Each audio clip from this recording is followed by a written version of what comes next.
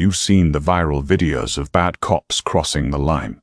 But nothing prepares you for the moment a decorated hero becomes the bleeding victim on his own soil. Picture a crowded terminal at Dallas-Fort Worth International. A man in pristine navy choker whites, chest heavy with valor, tackled to the hard linoleum by a local cop with a bruised ego and a deep-seated prejudice. The medals shatter. The crowd screams. What the officer didn't know was the man he just assaulted wasn't just a sailor. He was a Tier 1 Navy SEAL returning from a classified deployment, and the Pentagon was already watching. This is the story of the biggest mistake Officer Derek Miller ever made, and the absolute career-obliterating karma that followed. The sterile, fluorescent hum of Dallas-Fort Worth International Airport was a stark contrast to the deafening roar of the C-17 Globemaster that had carried Lieutenant Commander David Carter back to American soil. It was a Tuesday afternoon, mid-October. Carter, a 15-year veteran of the United States Navy and a seasoned operator within the elite Naval Special Warfare Development Group, commonly known as SEAL Team 6, was finally home. He was dressed in his full service dress white uniform, the choker whites. The high collar was stiff against his neck, the fabric immaculate, sharply creased and brilliant under the terminal lights. Pinned above his left breast pocket was a heavy stack of ribbons and medals. The Silver Star, 2 bronze stars with V devices for valor, a purple heart, and, resting proudly above them all, the gold Special Warfare insignia, the Trident. David was a towering figure standing 6'3" with broad shoulders built by years of grueling physical conditioning and the heavy burden of carrying his brothers in arms.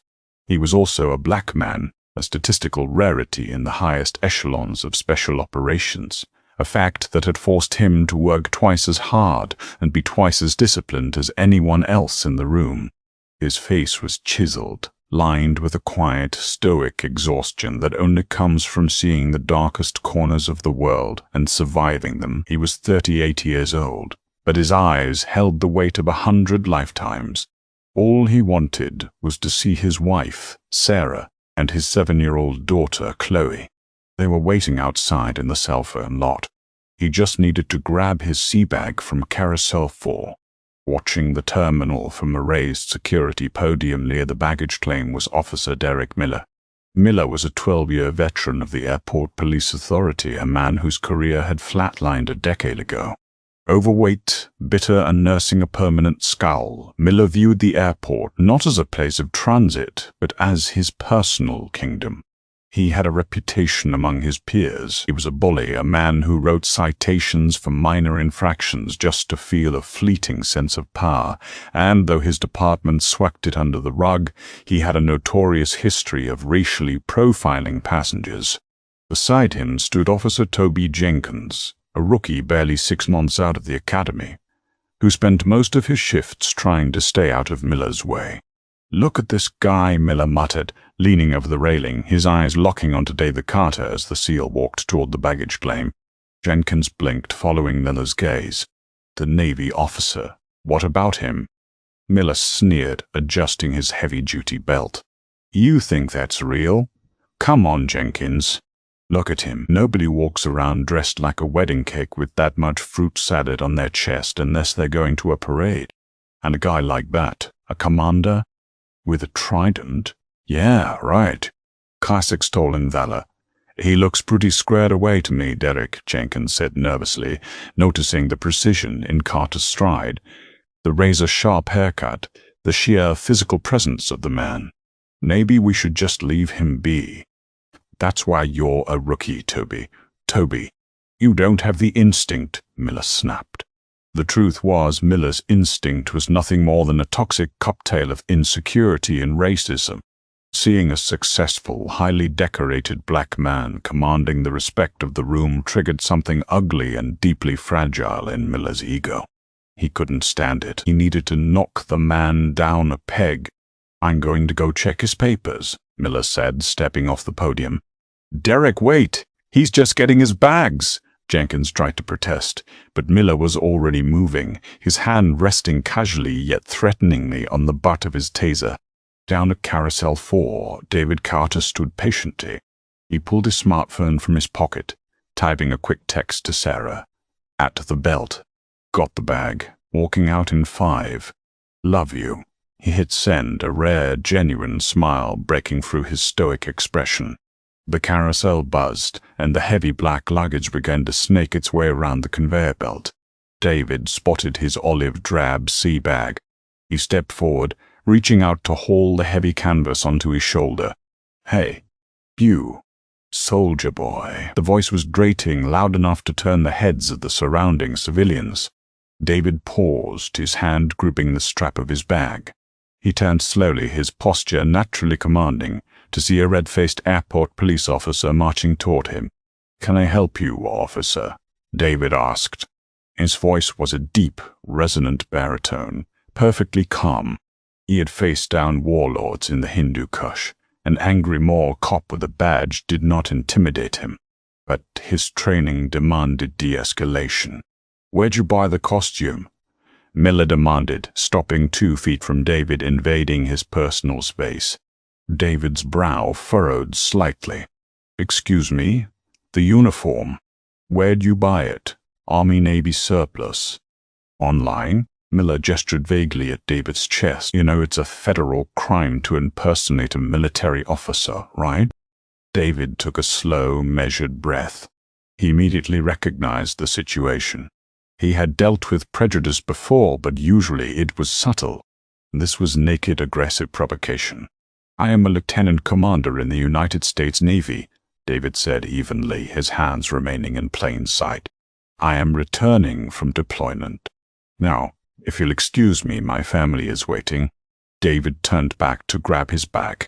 I didn't say you were dismissed, boy, Miller barked. The word hung in the air. The surrounding civilians went completely silent. Several people pulled out their phones. Jenkins, the rookie, arrived a few steps behind Miller, his face pale. Derek, back off, Jenkins whispered pleadingly. Miller ignored him. He stepped in front of David, blocking his path to the exit. Let's see your ID, military ID. Now, David's jaw tightened. The disrespect was galling, but his mind operated on the principles of tactical assessment. Threat level, low. Nuisance level, high. The quickest way out of this was compliance. My common access card is in my wallet, which is in my left breast pocket, David said, his voice entirely devoid of emotion. I am going to reach for it now. Move slow, Miller ordered, his hand dropping to the cuffs at his belt. He was looking for an excuse, any excuse, to escalate. He wanted the man to get angry. He wanted him to shout. David reached into his jacket, his movements deliberate and unhurried. He extracted his leather wallet, flipped it open, and pulled out the white chip-enabled Department of Defense ID card. He handed it to Miller. Miller snatched the card. He looked at it, squinting. He had seen a few military IDs in his time, and this one looked completely authentic. It had the hologram, the correct formatting, David's photo, his rank of LCDR, and his branch. But Miller's ego had already backed him into a corner. He couldn't back down now in front of a crowd of onlookers and his rookie partner. This looks fake, Miller declared loudly, holding the card up. The lamination is peeling on the edge. You print this in your basement. Officer, that is a federal identification card, David said, his patience finally beginning to thin. Call it in if you have to, but I am leaving. David reached out to take the card back. It was a completely normal, non-threatening movement, but Miller seized the opportunity. Don't you reach for my hands. Miller shouted, his voice echoing through the baggage claim. Instantly, Miller lunged forward, grabbing David's extended arm with both hands. David's reflexes, honed by thousands of hours of close-quarters combat training, flared instantly. Muscle memory dictated that he break the grip, drop the attacker, and neutralize the threat. For a fraction of a second, his muscles coiled like steel springs. He could have shattered Miller's arm in 3 places before the cop even blinked. But David's mind overpowered his instincts. I am in uniform. I am in an airport. There are cameras. I am a black man in America. He went entirely rigid, refusing to fight back, but also refusing to be easily moved. Remove your hands from me, officer. I am not resisting, David commanded, his voice projecting clearly across the terminal. Stop resisting. Stop resisting. Miller screamed, utilizing standard verbal commands designed to legally cover a physical assault. The crowd erupted in gasps. He's not doing anything! A woman in the front row yelled, her phone capturing every frame of the encounter. Furious that he couldn't physically move the much stronger man, Miller resorted to dirty tactics. He swung his right leg out, violently sweeping David's legs from underneath him, while simultaneously throwing his entire body weight forward. Because David had actively decided not to fight back or brace himself, the sweep worked. He fell backward, hitting the hard terrazzo floor with a sickening crack. The impact was brutal. The back of David's skull bounced against the floor, sending a flash of white light behind his eyes. But the visual damage was worse. The pristine white uniform absorbed the grime of the airport floor. As Miller tackled him, driving a heavy knee directly into David's chest, the gold trident insignia caught on Miller's utility belt. The pins snapped, the metal bent. David's rack of ribbons was crushed, the medals tearing through the crisp white fabric of the jacket. "Give me your hands," Miller roared, practically foaming at the mouth, pressing his knee harder into David's sternum. David gritted his teeth, tasting copper in his mouth from where he had bitten his tongue. He offered his wrists completely submissive, knowing that surviving the moment was the only priority. "Take my hands, I am complying," David said, his voice strained under the weight of the heavier man. The metal handcuffs ratcheted tightly around David's wrists, pinching the nerves. Miller roughly flipped David onto his stomach, grinding the ruined uniform further into the dirt. "Derek, what the hell are you doing?" Jenkins hissed, completely horrified. "He gave you his ID. Shut up, Toby." "Help me get him up," Miller barked, hauling David to his feet by the handcuff chain, causing a sharp jolt of pain to shoot through David's shoulders. David stood there, his choker white smeared with black scuff marks, one of his shoulder boards hanging by a thread, his medals mangled. A small trickle of blood ran down his neck from where the sharp edge of a broken pin had sliced his skin during the struggle. "You're under arrest for assaulting a police officer, resisting arrest, and impersonating a federal official," Miller announced to the crowd, puffing his chest out. The crowd was practically in a riot. People were yelling, cursing at Miller. "We have it all on video," a man shouted. "He didn't touch you," Miller glared at the crowd. "Disperse, or you're all getting locked up for interfering." He shoved David forward. "Walk." David walked. He kept his chin high, his back straight despite the agonizing pull on his shoulders. He looked at the faces of the crowd, making eye contact with the people recording. He didn't speak a word. He didn't need to. He knew exactly what was about to happen. The wheels of karma were already turning, and they were going to crush Derek Miller into dust.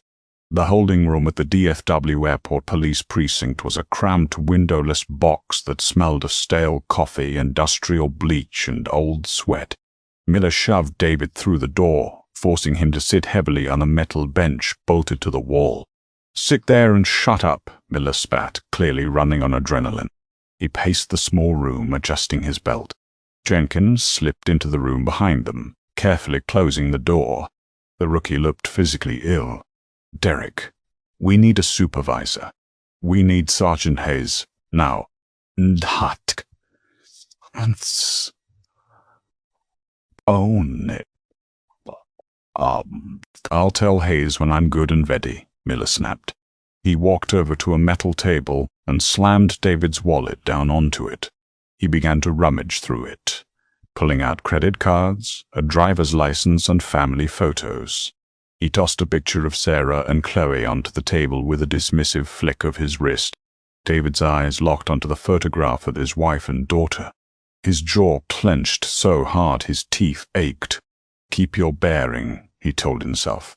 "Do not give them an excuse." "Let's see what else you got, Commander," Miller sneered, emphasizing the rank with heavy sarcasm. He dug deeper into the wallet and pulled out a solid black card with no magnetic strip, no name, and only a long sequence of alphanumeric characters engraved beneath a silver crest, the seal of the Joint Special Operations Command, JSOC.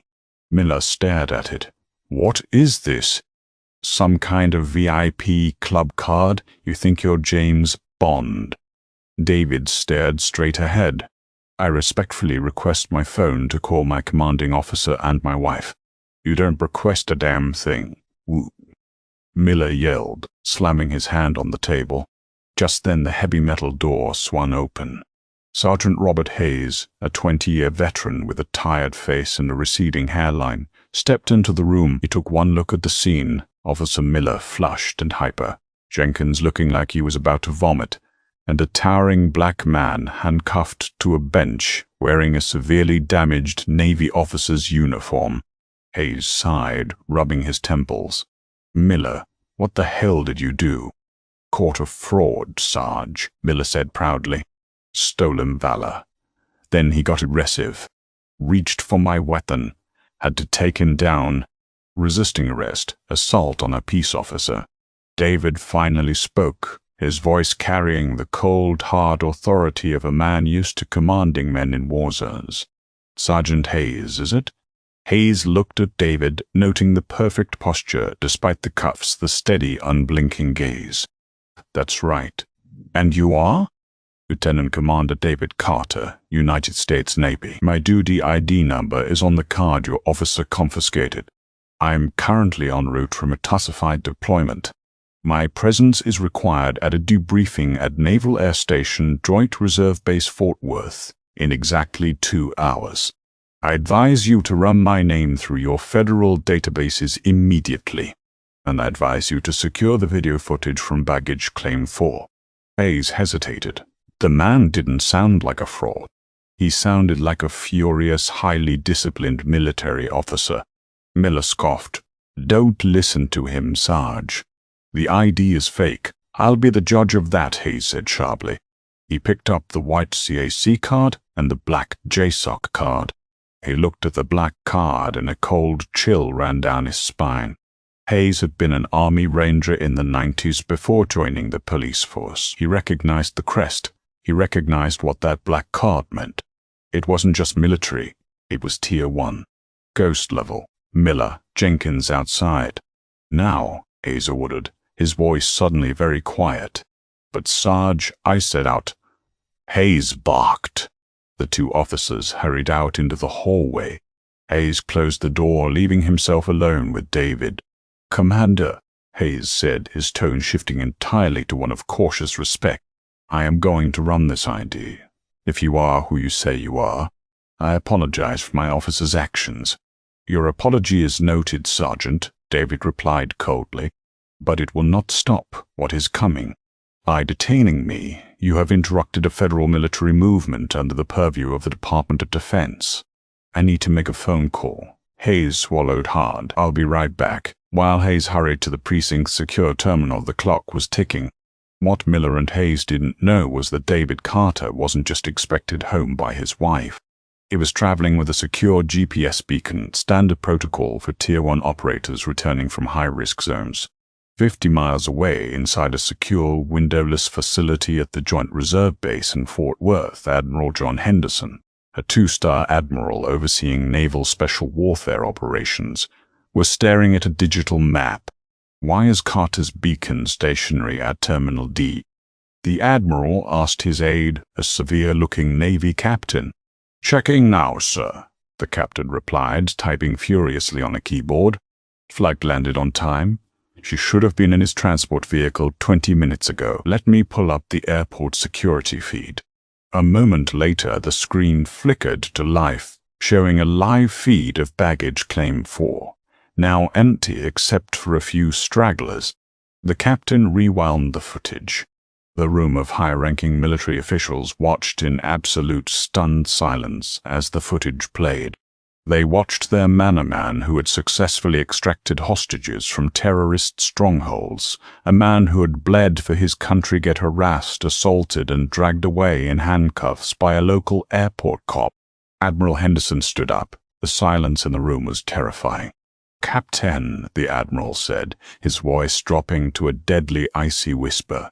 "Sir, get me the Chief of Police for DFW Airport on the phone, right now, and scramble a transport team. We are going to the airport." The Admiral narrowed his eyes at the frozen image of Officer Miller on the screen.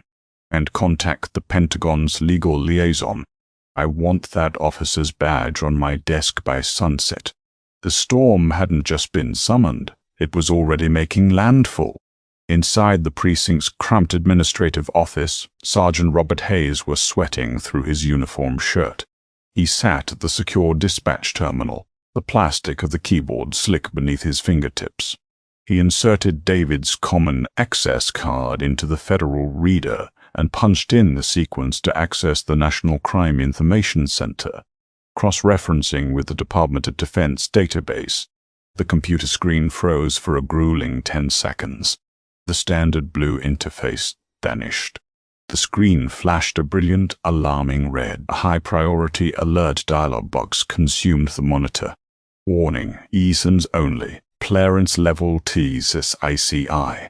Subject Carter, David M., LCDR, USN. Status as-type deployment. Do not decline.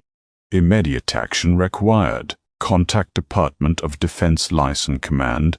Hayes felt the blood drain completely from his face, leaving a cold, prickly sensation spreading down his neck. Below the text was a direct, secure phone number. He didn't even have time to pick up the receiver before his desk phone shattered the silence, ringing with a shrill, urgent tone. It was the internal line from the Chief of Police's office. Hayes picked it up, his hand trembling slightly. "Sergeant Hayes. Hayes, what in God's name is happening in your holding block?" DFW Airport Police Chief Thomas Harrison roared through the earpiece. Chief Harrison was currently standing in the middle of a high-profile charity luncheon in downtown Dallas, but he was practically screaming into his cell phone. "I just received a call from a 2-star admiral at the Pentagon. He told me one of my officers assaulted a Tier 1 Navy SEAL and is holding him hostage. Tell me this is a joke, Robert. Tell me right now." "Chief, it's not a joke," Hayes stammered, his eyes glued to the red screen. "Officer Miller brought him in, bagged him for impersonating an officer and resisting arrest. I just ran his CAC. Chief, it's highly classified. The system is screaming at me not to detain him. Get him out of those cuffs immediately." Harrison bellowed, the panic in his voice palpable. "Don't ask him questions. Don't process him. Just get the cuffs off. I'm 15 minutes out, driving with lights and sirens. The United States Navy is descending on Terminal D as we speak. If that man has a scratch on him, Hayes, we are all looking at federal prison." The line went dead. Hayes dropped the receiver.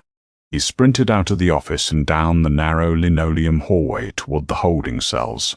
Outside holding cell number 3, Officer Derek Miller was leaning against the concrete wall, looking incredibly pleased with himself.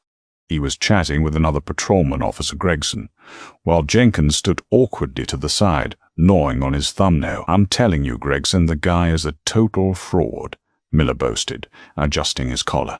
"He thought because he bought a shiny uniform, he could just waltz through and talk down to me. You should have seen how fast he folded when I put him on the deck. Classic stolen valor. I'm going to make sure the local news gets a picture of his face for the evening broadcast." Hayes came skidding around the corner, his face pale and eyes wide with absolute terror. He looked at Miller as if the officer had just ignited a bomb in the building. "Keys, now," Hayes demanded, breathless. "Sarge, what's the rush?" Miller smirked. "We've got 48 hours to process the John Doe. Let him sweat in there for a bit. Teach him some respect. Give me the damn keys, Miller, or I swear to God I will suspend you on the spot." Hayes screamed, completely abandoning his usual calm demeanor.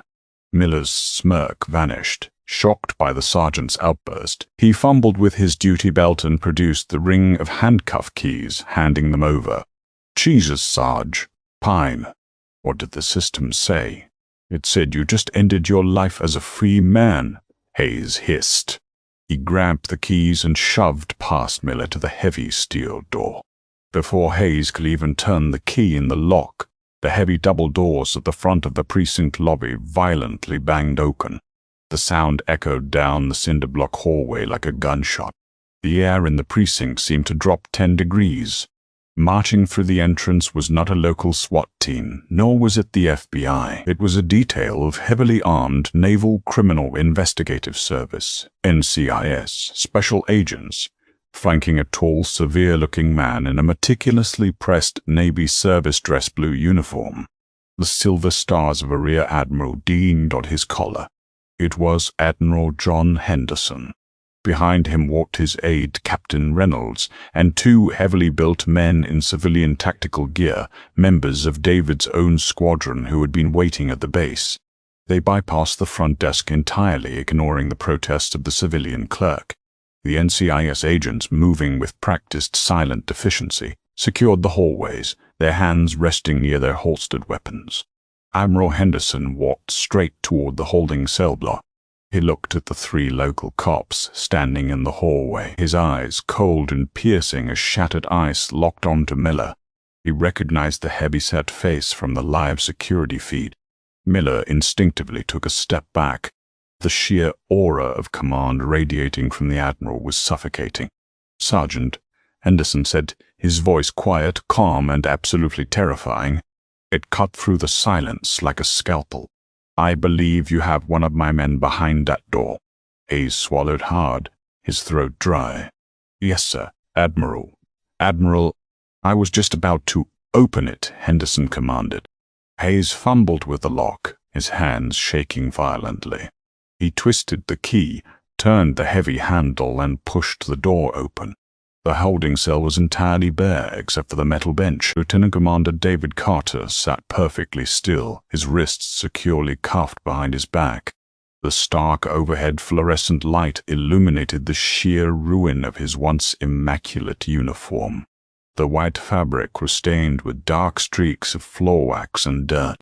The gold trident pin hung precariously, bent and jagged. A small, dried trail of blood marked his neck.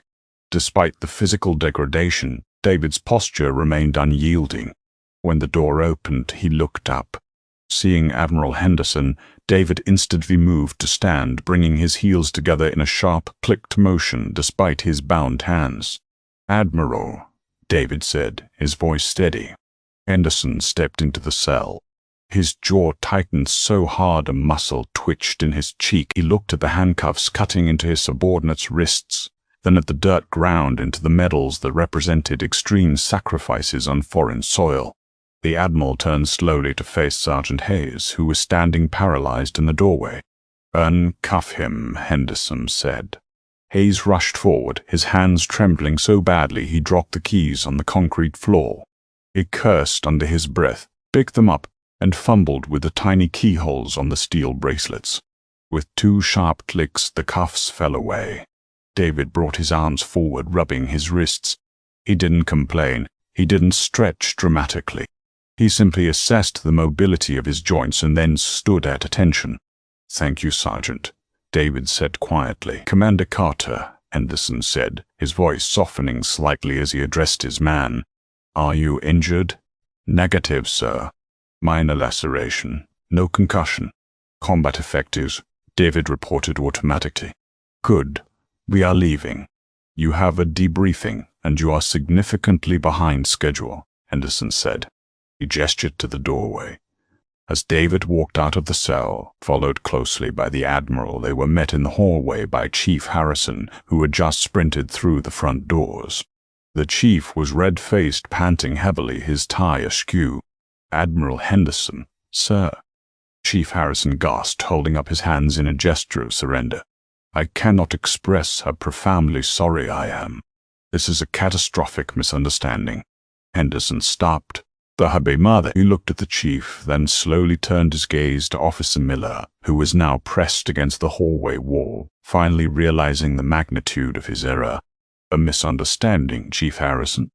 Henderson repeated, the volume of his voice rising just a fraction, filling the hallway with dangerous authority. A misunderstanding is misplacing a piece of luggage. What happened here was a deprivation of civil rights under color of law. Your officer, unlawfully detained, physically assaulted and humiliated an active duty Tier 1 operator of the United States military who was returning from a highly classified national security mission. Miller's face flushed red, a defensive surge of ego overriding his terror. He refused to comply. His ID looked fake. He resisted. "Shut your mouth, Miller," Chief Harrison screamed, veins popping in his neck. Henderson didn't even blink at Miller's outburst. He kept his eyes on the chief. "My legal team at the Pentagon is currently drafting a brief for the Department of Justice, Civil Rights Division. We are pursuing federal charges under Title 18 U.S. Code Section 2422. Furthermore, because Commander Carter was actively in transit regarding a classified deployment, your officer's interference constitutes an obstruction of federal military movements." Chief Harrison looked like he was about to faint. "Admiral, please. We will handle this internally. The severest disciplinary actions. You will not handle this internally," Henderson interrupted coldly, "because the internal rot of your department is what allowed this to happen. The entire world is already watching." Miller frowned, confusion mingling with his dread. What does he mean, the world is watching? Captain Reynolds, the Admiral's aide, stepped forward. He pulled out a sleek tablet and tapped the screen, holding it up for Chief Harrison and the officers to see. It was a video on the platform X, formerly Twitter. It had been posted 45 minutes ago by a civilian named Jessica Thompson, who had been standing in the front row at baggage claim 4. She had captured the entire incident in stunning 4K resolution on her smartphone. The video clearly showed David's calm compliance, the presentation of his ID, Miller's unprovoked aggression, the violent leg sweep, and the brutal knee to the chest. Above the video, the caption read, "Insane. Racist DFW cop physically assaults heavily decorated Black Navy officer at baggage claim. He did nothing wrong. Twitter, do your thing." Hint about port. Number Justice Navy SEAL Captain Reynolds tapped the screen again. 3.8 million views, Chief. It has been retweeted by 2 United States senators and several major news outlets. CNN and Fox News both have vans pulling up to Terminal D right now. Miller stared at the screen, his breath catching in his throat. The internet had done what the internet does best. Below the video, users had already utilized facial recognition and badge numbers. Officer Derek Miller, badge number 4492. Address found. History of complaints found. She's. The digital mob had mobilized, and they had found their villain. Miller's career wasn't just over. His entire life was being dismantled, bite by bite in real time. "Chief Harrison," Henderson said, delivering the final blow, "I want that man's badge and weapon. Right now. If he is still wearing a uniform when I walk out of this building, I will have my NCIS agents arrest him for federal assault and drag him out of here in chains." Chief Harrison didn't hesitate. He turned on Miller with a look of absolute disgust. "Miller, give me your weapon. Give me your taser, your radio, and your badge. You are stripped of all police powers effectively immediately. You are suspended without pay pending termination." "Chief, you can't do this. The Union?" Miller pleaded, his voice cracking. "The Union will not touch you with a 10-foot pole after this," Harrison spat. "Disarm yourself now." With trembling hands entirely stripped of his false bravado, Derek Miller unbuckled his heavy leather duty belt. It clattered loudly to the floor. He unpinned the silver shield from his chest and handed it to the chief. In less than an hour, he had gone from the self-proclaimed king of the airport to an unemployed, disgraced civilian facing federal prison time. David Carter watched the exchange without a hint of vindication or joy on his face. He simply turned to his commanding officer. "Ready when you are, sir." "Let's go home, Commander," Henderson said. As the detail of Navy personnel and federal agents turned to leave, David paused. He looked at Officer Jenkins, the rookie who had stood by, horrified but too afraid to act. "Officer," David said quietly to the young man. Jenkins stood up straight, terrified. "Next time you see a wrong being committed, do not let the loudest voice in the room dictate your morality. Your badge is a responsibility, not a shield." With that, David turned and walked out the door, the heavy metal slamming shut behind him, leaving Derek Miller in the suffocating silence of his own making. Derek Miller's drive home from Dallas-Fort Worth International Airport was the longest commute of his life. Stripped of his weapon, his badge, and the false authority that had shielded his ego for over a decade, he felt naked. His hands, still gripping the steering wheel of his Ford F-150, were shaking violently. He kept glancing in his rearview mirror, half expecting to see a convoy of blacked-out government SUVs tailing him. His cell phone resting in the center console had been vibrating non-stop for 40 minutes. At first it was texts from other cops in his precincts masking what the hell happened, others already distancing themselves. But then the unknown numbers started calling. The internet had done its terrifying work. A hacktivist group had published his home address, his phone number, his wife's place of employment, and his mortgage history. The digital world was tearing him limb from limb. He pulled into the driveway of his suburban home in Arlington. The front lawn was dark, but the living room lights were blazing. As soon as Miller pushed the front door open, his wife Brenda was standing in the foyer. Her face was pale, her eyes red from crying, and her phone was clutched tightly to her chest. "Is it true?" she demanded, her voice trembling. "Derek, CNN is parked at the entrance of our subdivision. My sister just called me from Ohio. She saw the video. Did you really tackle a Navy SEAL?"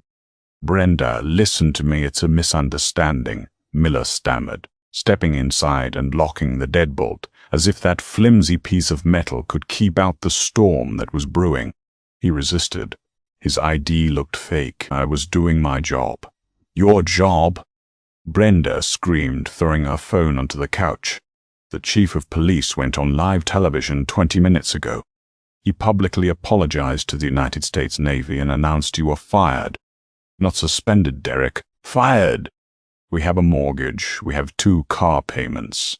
"What did you do?" Miller sank into a recliner, burying his face in his hands. "The union will fight it. They have to. It's in the contract, but the union didn't fight it." At 11 p.m. that night, the president of the Airport Police Benevolent Association released a terse, 2-sentence public statement. "The actions depicted in the footage at Terminal D do not reflect the values or training of our officers. We are permanently severing all legal and financial representation for Mr. Derek Miller, effective immediately." Miller spent the night pacing the floor, peeking through the blinds of the growing cluster of news vans at the end of his street. He thought the worst of it was losing his job and his pension. He thought the public humiliation was the peak of his punishment. He was catastrophically wrong. The Pentagon does not forgive, and the Department of Justice does not forget.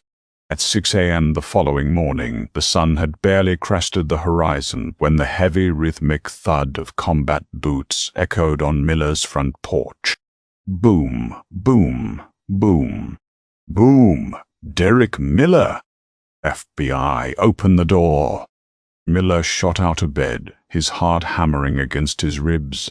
He scrambled to the window and peered through the slats. His front lawn was crawling with men and women in dark windbreakers, emblazoned with the bright yellow letters, FBI.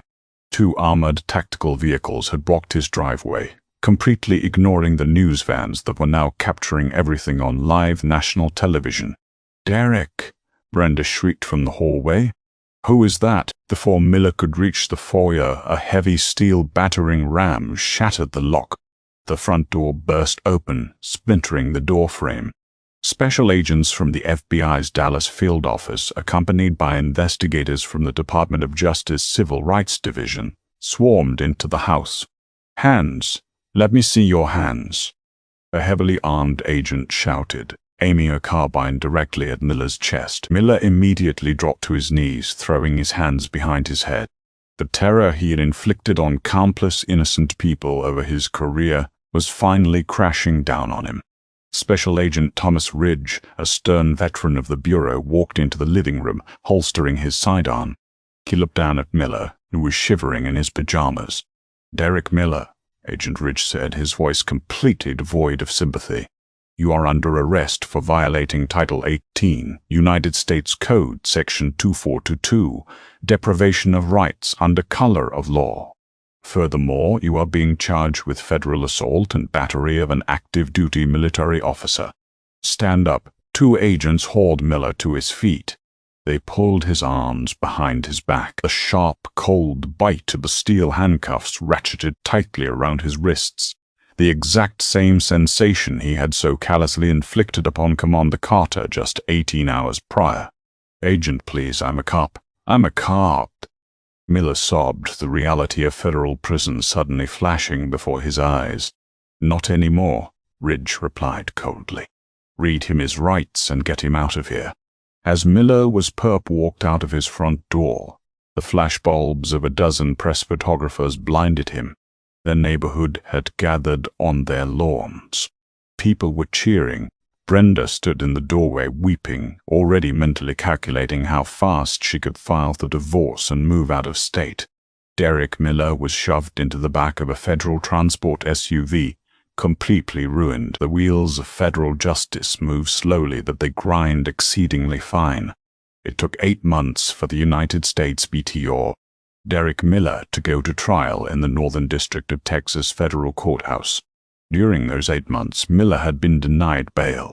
The prosecution successfully argued that his history of aggressive behavior, combined with the extreme national outrage, made him a flight risk and a danger to the community. He sat in a federal holding facility, losing weight, his hair graying rapidly under the immense stress of facing up to 20 years in a federal penitentiary. The courtroom was packed every single day. National media syndicates filled the gallery. Naval brass, including Admiral John Henderson, sat in the front row, observing the proceedings with cold, calculated silence. Miller's defense attorney, Robert Klein, was fighting a losing battle. His entire strategy rested on qualified immunity and a desperate plea that Miller had simply made a good-faith error in a high-stress environment, mistaking the commander for a civilian threat. Klein tried to paint David Carter's rigid posture during the arrest as passive resistance that justified the violent leg sweep. United States Prosecuting Attorney Amanda Lewis, a razor-sharp lawyer with a reputation for destroying corrupt officials, systematically dismantled the defense. She played the video frame by frame. She brought in use of force experts who testified that Miller's actions were entirely unprovoked, disproportionate, and violated every known law enforcement protocol.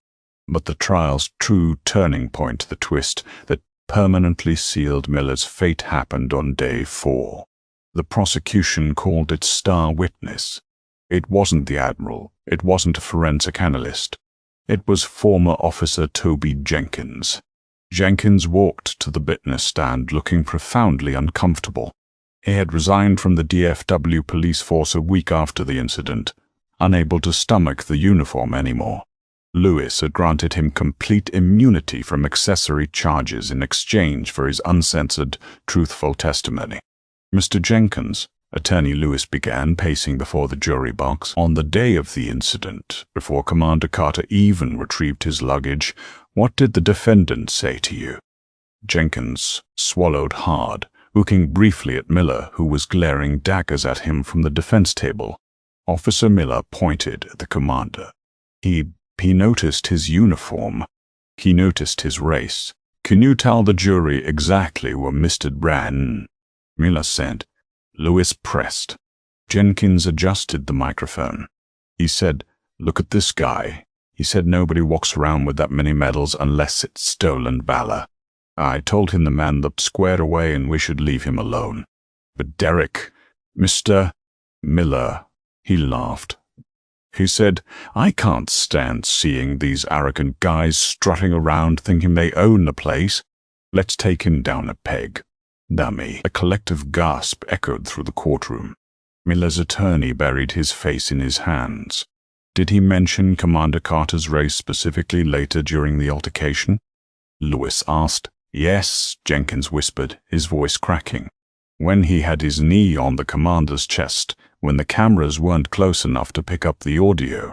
He leaned down and whispered a racial slur in the commander's ear. He told him that uniform didn't make him equal." The courtroom erupted into furious murmurs. The judge slammed his gavel repeatedly. "Order, order in this court." Miller's face drained of all color. He realized right then that it was over. He wasn't going to be convicted of a procedural error. He was going to be convicted of a federally prosecuted, racially motivated hate crime committed under the color of law. But the final nail in the coffin was delivered by the victim himself. On the fifth day, Lieutenant Commander David Carter was called to the stand. He wore his immaculately pressed service dress blues. His presence commanded the absolute silence of the room. He didn't look angry. He looked entirely composed, answering questions with surgical precision. "Commander Carter," the defense attorney Klein asked during cross-examination, desperately looking for a crack, "you are a highly trained Navy SEAL, a Tier 1 operator. When my client grabbed your arm, why didn't you defend yourself? Surely you felt your life was in danger." David looked at the attorney, his dark eyes unblinking. "My life was not in danger, Counselor. I was facing an undisciplined, untrained individual experiencing an emotional breakdown. If I had defended myself, I would have severely injured or killed your client. I am trained to neutralize hostile foreign combatants, not local law enforcement officers. I made a tactical decision." "A tactical decision?" Klein scoffed nervously. "To let yourself be assaulted." "A tactical decision to preserve the integrity of my uniform and the dignity of my service," David replied, his voice resonating through the wood-paneled room. "I knew that if I, a black man in America, raised my hands to strike a white police officer even in clear self-defense, the narrative would change. I would no longer be a victim. I would be a threat. I chose to endure the physical assault because I knew the truth would survive the encounter. I trusted the justice system to handle Officer Miller. I am sitting here today to see if my trust was misplaced." The jury looked at David with absolute awe. He had effectively taken the defense's argument and crushed it into dust, exposing the grim reality of why he had to suffer in silence. The jury deliberated for less than 3 hours. The verdict was unanimous. Derek Miller was found guilty on all counts: deprivation of rights under color of law, assault with a dangerous weapon, the violent use of his heavy-duty boots and knee, and obstruction of a federal officer. Federal Judge William Hastings did not hold back during the sentencing hearing. Looking down at Derek Miller, who was now weeping openly in his bright orange federal prison jumpsuit, the judge delivered a monologue that would be quoted in law schools for a decade. "Mr. Miller, you were given a badge and a gun to protect the public. Instead, you used them as tools of terror to inflate your own fragile ego. You looked at a man who has bled in the dirt of foreign lands to protect the very freedoms you abused, and you decided to humiliate him out of sheer prejudice and spite. You are a disgrace to the badge, a disgrace to this city, and a danger to civil society. It is the judgment of this court that you be remanded to the custody of the Federal Bureau of Prisons for a period of 144 months. 12 years. No possibility of parole in the federal system." Miller collapsed against the defense table, his wails echoing off the walls. The U.S. Marshals grabbed him by the arms, dragging him backward out of the courtroom. The heavy wooden doors slammed shut behind him, sealing his fate. He would spend the next decade in a maximum security federal facility, an ex-cop locked in a cage with the very types of men he used to abuse. Karma had not just knocked on his door. It had kicked it off the hinges and burned the house down. The fallout from the trial extended far beyond Miller. The Department of Justice initiated a massive sweeping investigation into the DFW Airport Police Authority. Chief Thomas Harrison, unable to survive the political pressure and the revelation of the toxic culture he had fostered, was forced into early retirement in disgrace. The department was placed under a federal consent decree, requiring a total overhaul of its training, hiring, and use of force protocols. Sergeant Hayes, who had failed to supervise Miller adequately over the years, was demoted to a desk job. His career permanently stalled. Thousands of miles away from the courtroom drama, life moved on for the man who had weathered the storm. On a quiet Friday afternoon in Virginia Beach, David Carter stood in his backyard, the smell of barbecue wafting through the warm air. He was out of uniform, wearing a simple t-shirt and jeans.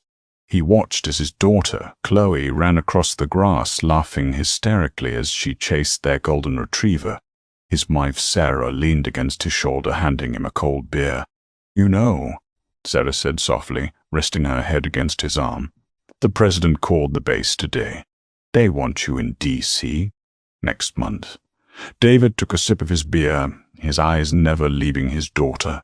"Oh yeah? What for this time?"